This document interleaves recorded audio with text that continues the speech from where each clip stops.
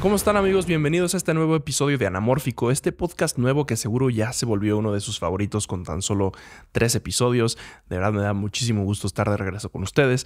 Este tercer episodio va a ser un poco diferente por más que apenas hayamos empezado. Creo que es muy importante que platiquemos del impacto y el contexto de la película The Sound of Freedom. Seguramente ya escucharon The Sound of Freedom, pero si viven debajo de una piedra, prepárense porque les traigo chismecito fresco. Esta película, independientemente de si les parece buena o mala, definitivamente es un fenómeno muy interesante y es el ejemplo perfecto de que nada ni nadie es completamente bueno ni completamente malo. Sin más rodeos, vamos a empezar. ¿Qué es Sound of Freedom? Sound of Freedom es la película inspirada en la vida de Tim Ballard, donde heroicamente arriesga su vida para acabar con un grupo de traficantes de menores en Colombia. Y aunque los productores y directores insisten que la película no tiene un tono político, es el 2023. Ambos productores formaron parte del gabinete de Donald Trump en el 2019 y uno de ellos tiene aspiraciones políticas en México. De hecho, el mismísimo Donald Trump organizó una proyección de la película en su club de golf en Nueva Jersey, mientras que los senadores republicanos Ted Cruz y Tim Scott la han elogiado públicamente. ¿Y a todo esto de dónde salió Sound of Freedom? Alejandro Monteverde cuenta que empezó escribiendo una película llamada The Mogul. La estaba escribiendo pensando en George Clooney. Iba a ser la historia de un hombre muy rico que hizo todo su dinero en el crimen organizado y un día le ofrecen comprar un niño para una nueva empresa, la trata de niños. Tenía un enfoque un poco como la de The Schindler's List, donde eventualmente comenzaría a comprar a todos los niños para liberarlos. Era pura ficción. Uno de los productores era Eduardo Verástegui, y sería él quien cambiaría la idea después de asistir a una conferencia donde conoció a Tim Ballard. Fue amor a primera vista. El productor de la película, Eduardo Verástegui, llamó a Alejandro y le dijo que estaba en una conferencia y que conoció a uno de los ponentes, Tim Ballard. Eduardo organizó una reunión con él al día siguiente, y después de contarle su historia, decidió hacer una película sobre él en vez de seguir desarrollando The Mogul. Ya con un contrato para distribuir la película en Latinoamérica con Fox, sucedieron dos cosas que detuvieron el momentum que tenía la película. Pero eso mejor que se los cuente de primera mano Eduardo Verástegui. Fíjense que primero la película era de Fox. Después Disney compra Fox y Disney se queda con la película. Y los de Disney me dicen que la película no era para ellos. Entonces que simplemente no les interesaba, no le veían ningún potencial. No le veían potencial, no era para ellos, pero yo tuve que comprar nuevamente los derechos. Fue todo un tema porque además nos cayó el COVID, la pandemia. Después de supuestamente ser rechazado por Netflix y Amazon, llega Angel Studios y rescata el proyecto para finalmente conseguir que salga en cines. A diferencia de otras distribuidoras, la misión de Angel Studios es amplificar la luz. Sí, la luz del Señor, como La Rosa de Guadalupe. Fundada en 2021 por los hermanos mormones Neil y Jeff Harmon, Angel Studios es una compañía de medios con sede en Utah que se especializa en financiar mediante crowdfunding películas originales y series de televisión que amplifican la luz o el mensaje de Dios. En años recientes, el estudio ha tenido éxito con The Chosen, una serie de varias temporadas sobre la vida de Jesús, promocionada por Angel como el proyecto financiado por crowdfunding más grande en la historia de la televisión, y películas con temática religiosa como His Only Son y Testament. Para Sound of Freedom, los fondos vinieron de diferentes lugares. Los $14.5 millones que se necesitaron para producir la película fueron invertidos por un grupo de empresarios mexicanos encabezados por Patricio Slim Domit, hijo de Carlos Slim, mientras que los 5 millones que necesitaban para marketing y distribución los consiguieron haciendo una campaña de crowdfunding estilo Kickstarter, donde casi 7,000 personas invirtieron su dinero. Estas personas recibieron ya el 120% de su inversión hace un par de días. Hay que invertir en la fe, amigos, es muy buen negocio. Tan buen negocio es que así como Jesús replicó el pan y los peces, estos señores lograron convertir los 5 millones recaudados en donaciones para Sound of Freedom en $180 millones en taquilla. En ese video de Eduardo Verástegui que les mostré hace unos minutos, además de confirmar que él no cree que la pandemia del COVID-19 fue real, dice que estaba seguro de lo que estaba por venir, y eso era que le iban a sacar su película de las salas. Hay que aclarar que esto lo mencionó porque sabía que estaba compitiendo contra películas muy grandes como Indiana Jones, pero miles de medios y defensores de la moral lo interpretaron como que los cines activamente estaban haciendo cosas para no pasar la película, como apagar el aire acondicionado en las salas de cine donde se estaba proyectando o saboteando los proyectores para que la gente no la viera. Otra controversia por la que pasó la película fue que Fabián Marta, uno de los financiadores de la película, fue acusado y arrestado por secuestrar a un menor de edad. Aunque muchos medios liberales lo trataron de hacer parecer como que él fue parte integral de la película, la realidad es que Marta solo fue una de las 7,000 personas que se unieron en el crowdfunding. Y bueno, toda la película se trata de Tim Ballard, pero ¿Quién es Tim Ballard? Tim Ballard supuestamente es un ex agente de la CIA y de Homeland Security en Estados Unidos. Digo supuestamente porque no hay ni una sola fuente que confirme alguna de sus posiciones en esas agencias. Ni siquiera se hace mención de eso en su página de Wikipedia. Pero bueno, como son posiciones importantes y a veces secretas para el gobierno americano, démosle el beneficio de la duda. Tim Ballard le ha dedicado los últimos 10 años a varios proyectos. Los 3 más importantes son Operation Underground Railroad, o OUR, una organización sin fines de lucro dedicada a combatir la trata de personas y el tráfico sexual de menores. Número 2, The Nazarene Fund. Número 2, The Nazarene Fund, un fondo que busca liberar a los cautivos, liberar a los esclavizados, rescatar, reconstruir y restaurar las vidas de cristianos y otras minorías religiosas y étnicas perseguidas donde quiera y siempre que estén en necesidad.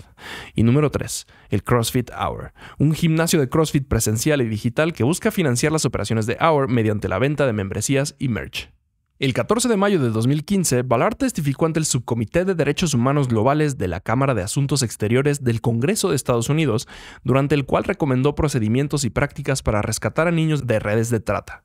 La audiencia se centró en las asociaciones entre el gobierno de Estados Unidos y organizaciones no gubernamentales que rescatan a víctimas de la trata. Después, Ballard fue asignado por Donald Trump para liderar el proyecto Los miembros del Consejo Asesor de Asociación Público-Privada para poner fin a la trata de personas, proyecto que solo duraría 9 meses. Aunque la misión de ese partnership era proporcionar una plataforma formal para que los representantes de grupos sin fines de lucro, la academia y organizaciones no gubernamentales asesoren al gobierno federal sobre la política y los esfuerzos de programación federales contra la trata, incluidas las áreas de prevención y servicios para las víctimas, no hay mucha información sobre qué se logró en esos 10 meses de proyecto. Lo que sí sabemos es que Ballard y Trump formaron una relación lo suficientemente cercana como para que el expresidente fuera el invitado especial de su podcast el 31 de julio de este año, donde discutieron el mal estado en el que se encuentra la frontera en México con Estados Unidos. Era de esperarse, ya que cuando Trump era presidente en Estados Unidos, Tim Ballard apoyaba su iniciativa de construir un muro entre nuestro país y el suyo para supuestamente detener el tráfico de niños. Curiosamente, Tim Ballard no mencionó ni una vez a su organización Hour durante las ruedas de prensa que se dio para presentar su película. Días después del lanzamiento de Sound of Freedom, Vice publicó una extensa investigación sobre cómo Ballard tiene una historia de automitificación y exageración de sus hazañas. Citando la investigación, Hour ha pasado años haciendo grandes afirmaciones, a menudo imposibles de demostrar, acerca de sus misiones paramilitares y su papel en el rescate de niños víctimas del tráfico humano. O sea que tanto al fundador como a la organización los han cachado echándole salsa de más a los tacos. Glenn Kessler, el verificador de hechos de The Washington Post, no encontró evidencia para la afirmación de Ballard de que 10,000 niños son introducidos ilegalmente a los Estados Unidos para fines sexuales anualmente. Y esta línea, al parecer sin fundamento, se incluyó en el discurso de Estado de la Unión de Trump en el 2019. Pues resulta que ese mismo mes, Vice informó que Ballard se había separado silenciosamente de Hour antes del debut de Sound of Freedom. Las circunstancias que rodean la salida de Ballard siguen sin estar claras. Tim Ballard ha dejado Operación Underground Railroad antes del lanzamiento de la película, Sound of Freedom, dijo Hour en un comunicado proporcionado a Time. Las operaciones, tácticas, metodologías representadas en Sound of Freedom ocurrieron en los primeros días de nuestra organización, hace casi 9 años, y desde entonces han evolucionado dramáticamente. La película representa solo una pequeña fracción de las operaciones, la formación, el apoyo posterior al cuidado que proporcionamos en Estados Unidos y en todo el mundo hoy en día. O sea que básicamente estaban justificando que la película no demostraba la realidad. En una entrevista con Fox News titulada "Los pedófilos están salivando sobre los medios por la película que los está exponiendo", Ballard dijo que ya estaba trabajando en una nueva fundación llamada The Spear Fund, misma que no tiene ningún tipo de información relevante en su página de internet. Solo hay un link para donar dinero a diferentes asociaciones y una lista de notas que le han hecho diferentes medios sobre su película The Sound of Freedom, como The Daily Wire, The Jordan Peterson Podcast, The Russell Brand Podcast o The Tony Robinson Podcast. Pura joya. Y con todo esto queda una pregunta. Si Tim Ballard y su organización son famosos por exagerar las cosas, entonces, ¿qué tan real es Sound of Freedom? La película y su equipo de marketing insisten que la historia que nos cuentan es prácticamente igual a la vida y trabajo de Tim Ballard, pero la realidad es que mucho de lo que sucede en la cinta no está tan apegada a los hechos como pareciera. La página de la ex asociación de Tim Ballard tiene un blog donde responde qué cosas son ciertas y qué cosas son ficción sobre la película. Ojo, son ellos mismos desmintiéndose. En la película, Tim se hace pasar por un médico y entra en una selva en algún lugar de Colombia para encontrar a la hermana del pequeño niño.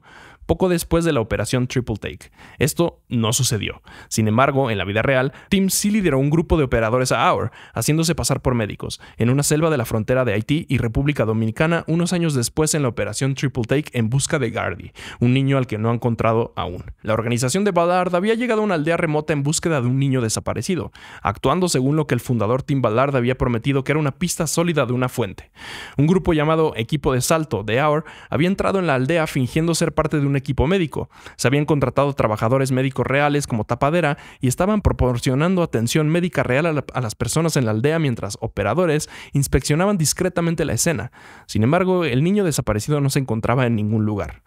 Después de ser cuestionado sobre el origen de su información, Ballard presentó su fuente, un medium psíquico de Utah. Al principio la película muestra imágenes de cámaras de seguridad de varios secuestros diferentes. Este sí es material real, y aunque este tipo de trata de las personas existe, no es la mayoría. Cuando escuchamos la frase de trata sexual, nuestras mentes imaginan callejones polvorientos y oscuros en países extranjeros donde niños huérfanos de las calles son secuestrados, explotados y vendidos.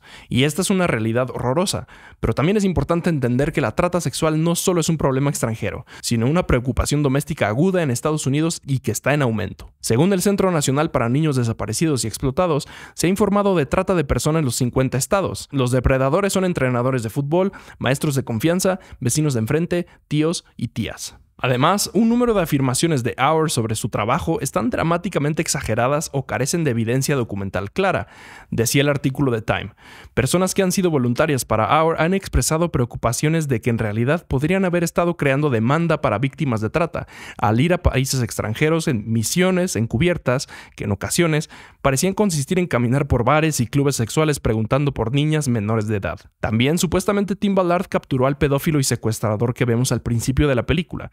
Pero la realidad es que fue una operación que realizó el gobierno de Estados Unidos y Tim llegó a la escena 4 horas después. El papel de Tim Ballard en la película es protagonizado por Jim Caviezel, a quien seguramente recuerdan por su papel como el mismísimo Jesucristo en La Pasión de Cristo de Mel Gibson, o como Edmond Dantes en El Conde de Montecristo.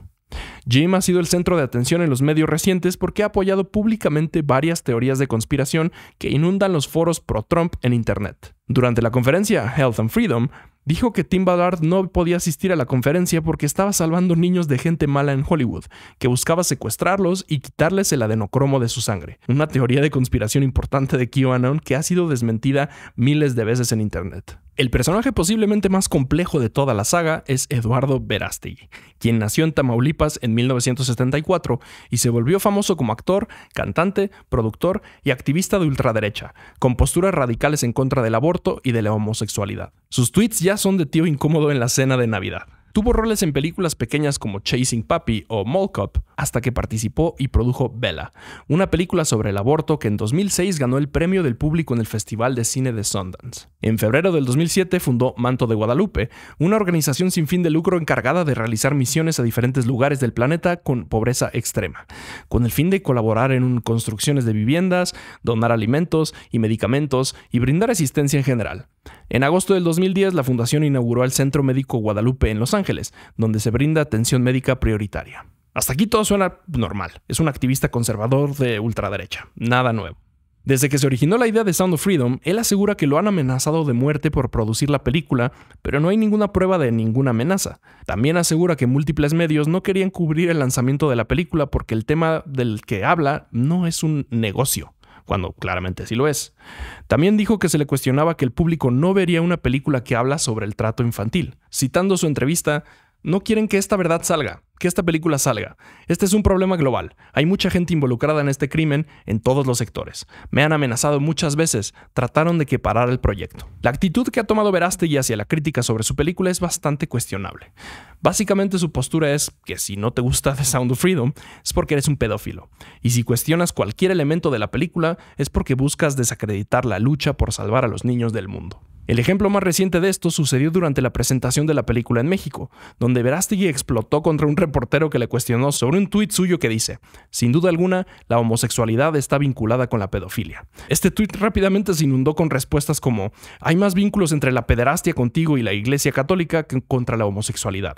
Estos comentarios ya son bastante impactantes por sí solos, pero se ven amplificados por el hecho de que Verástegui tiene en su Instagram una foto junto a Marcial Maciel, el fundador de los Legionarios de Cristo, quien abusó sexualmente sexualmente de más de 60 niños. Usando Sound of Freedom como herramienta de marketing, Verástegui maneja básicamente la misma campaña política que Trump, basada en el nosotros contra ellos, donde si no apoyas al 100% sus proyectos y mensajes, entonces eres parte del problema y probablemente un pedófilo. Sound of Freedom no solamente ha sido la mayor mina de oro para Verástegui, sino que encontró el trampolín perfecto para empujar su posicionamiento político. Si han puesto atención a los medios recientemente, probablemente se hayan dado cuenta que todo el frente de la película ha sido liderado por Ballard, Caviezel y Verástegui, pero nunca por el director y escritor de la película Alejandro Gómez Monteverde. Esto es 100% a propósito, ya que no quiere estar envuelto en ningún drama político. En una entrevista con el LA Times, dijo lo siguiente: "Cuando todo empezó a suceder, simplemente me escondí", dijo el director de 45 años, quien emigró a los Estados Unidos desde México siendo un adolescente,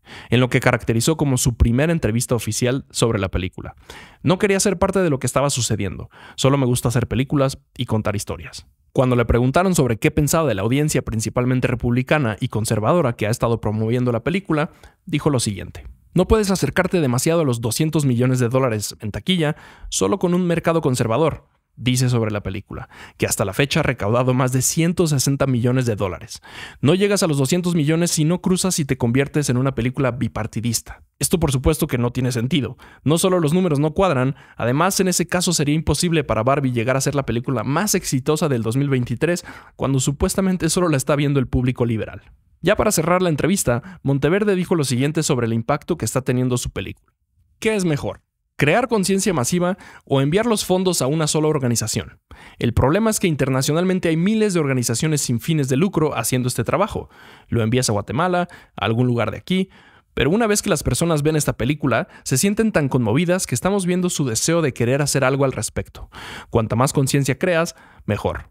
Para mí, crear conciencia provoca más cambios que enviar $20 a una organización. Esto último no es tan buen plan considerando que ya hemos visto proyectos enfocados en generar conciencia y con políticas parecidas cuyo único resultado fue generar una fortuna para los organizadores, pero prácticamente cero impacto real para las personas afectadas. El ejemplo más claro de esto fue Kony 2012. La campaña Kony 2012 fue una iniciativa viral en redes sociales lanzada por la organización Invisible Children en 2012. El objetivo de la campaña era llamar la atención internacional sobre Joseph Kony, el líder ugandés del Ejército de la Resistencia del Señor, LRA por sus siglas en inglés, un grupo rebelde acusado de cometer abusos generalizados contra los derechos humanos, incluido el reclutamiento de niños soldados, la esclavitud sexual y el asesinato masivo. La campaña comenzó con un documental de 30 minutos que se lanzó el 5 de marzo del 2012. El video, dirigido por Jason Russell, se volvió rápidamente viral y acumuló millones de vistas en cuestión de días. Pedía el arresto de Joseph Kony y proponía una movilización pública masiva el 20 de abril del 2012 denominada Cover the Night, donde se alentaba a los seguidores a empapelar las ciudades con carteles y pegatinas exigiendo el arresto de Kony. A pesar de su éxito viral, la campaña recibió críticas significativas. Los críticos cuestionaron la transparencia y las prácticas financieras de Invisible Children, así como la simplificación excesiva de un tema político y social complejo. Otros señalaron que para 2012, Joseph Kony ya era una fuerza disminuida y no estaba activo en Uganda, lo que hacía que la campaña estuviera algo desconectada de la situación actual. A pesar de las críticas y de controversias, Kony 2012 logró aumentar la conciencia global sobre la situación en Uganda y los problemas relacionados con los niños soldados. Sin embargo, también sirve como un cuento de advertencias sobre las limitaciones y posibles peligros del slacktivism o slacktivismo, mejor conocido como activismo de sillón, un activismo en redes sociales que no necesariamente se traduce en acciones significativas en el mundo real. Esto fue especialmente claro en la parte final de la campaña, que invitaba a la gente a salir a las calles y marchar para que los medios globales hicieran algo contra Kony, pero la cantidad de gente que asistió a cada marcha fue deprimente. En Toronto, por ejemplo, se inscribieron 50,000 personas a la marcha, pero solo asistieron 50. O en Sydney, aunque se inscribieron 18,000 personas, solo asistieron 12. Hoy, 11 años después de una de las campañas más exitosas en el Internet, Joseph Kony sigue en libertad y su ejército, aunque debilitado, continúa operando en algunas áreas de Uganda. Sound of Freedom no solo ha creado millones de activistas de sillón, también ha polarizado por completo a la sociedad. Es imposible criticar a la película o a sus involucrados porque entonces estás encubriendo a los pedófilos o eres pedófilo tú mismo. No hay de otra. Y aunque los creadores la defiendan a muerte, la realidad es que su película no expuso absolutamente nada. No hay nombres, no hay lugares reales, no hay una red de tráfico que será investigada a partir de la película. Esto no solo es evidente con solo ver la película, además es bastante ridículo que pretendan ser el frente de la lucha contra el tráfico de menores, cuando aquí en México sí tenemos a alguien que sí ha sido amenazada y hasta secuestrada por su trabajo desmantelando organizaciones criminales. Gente importantísima en el discurso, como lo es Lidia Cacho. El trabajo de Lidia Cacho ha abordado algunos de los temas más desgarradores y controvertidos que afectan a mujeres y niños, particularmente en México. Ha informado extensamente sobre violencia sexual, trata de personas y corrupción que involucra empresarios y políticos influyentes. Su trabajo ha puesto su vida en riesgo porque ella sí le pone nombre y apellido a los pedófilos. Realmente expone las redes de trata y con sus reportajes de investigación profunda ha desarrollado una reputación por no temer exponer a figuras poderosas, independientemente de los riesgos involucrados. El caso más destacado asociado con Cacho es su informe sobre una red de pornografía infantil y prostitución, expuesto en su libro del 2004, Los demonios del Edén. En el libro implicó a varios empresarios y políticos con nombre y apellido como Jean-Soccar Curi, Mario Marín, Emilio Gamboa Patrón y Miguel Ángel Yunes Linares, alegando su participación en la red. Esto llevó a su secuestro por parte de Marín en diciembre del 2005.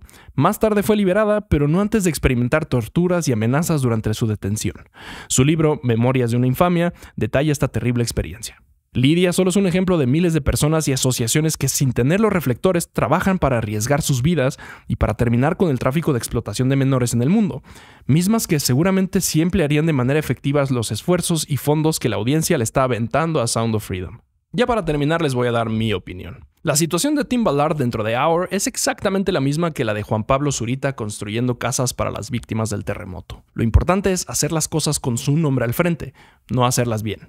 Bien podrían conseguir fondos y enviarlos a gente que sí saben cómo utilizarlos, pero mejor que el proyecto se llame como él. Sound of Freedom no es la película que pretende ser. No propone nada nuevo, no expone ningún caso, ni siquiera tiene un mensaje contundente. Solo sirve para levantar al ego a Ballard y a Verástegui, quien literalmente está tratando de copiar la campaña exitosa de Donald Trump en Estados Unidos y pegarla en México. Al no tener ni un solo plan de acción para los fondos conseguidos con la película a nivel mundial, mi teoría es que muchos de estos fondos se utilizarán para la campaña política inminente de Eduardo Verástegui. Ya con todo esto dicho, ¿preferiría que no se hubiera hecho la película? Nah. Por más que la evidencia diga lo contrario, a mí sí me gusta pensar que muchas personas tomarán acción para mejorar una situación tan terrible como el tráfico de niños, y que algo bueno saldrá de un proyecto como este.